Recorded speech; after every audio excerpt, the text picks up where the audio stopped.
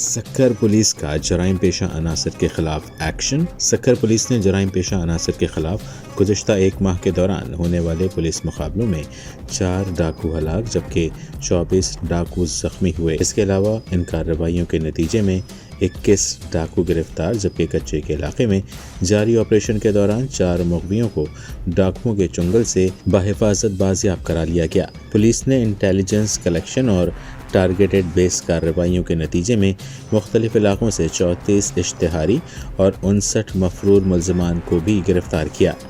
اس طرح غیر قانونی اسلحے کی برآمدگی اور منشیات فروشوں کے خلاف کریک ڈاؤن کے دوران بڑی مقدار میں اسلحہ، گولہ بارود سمیت منشیات اور شہریوں سے چھینے گئے موبائل فونز اور موٹر سائیکلز بھی برآمد کی۔ ایس ایس پی سکھر نے اپنے دفتر میں ایک تقریب کے دوران ڈاکوؤں سے برآمد ہونے والی موٹر سائیکلز اور موبائل فونز ان کے حقیقی مالکان کے حوالے کی۔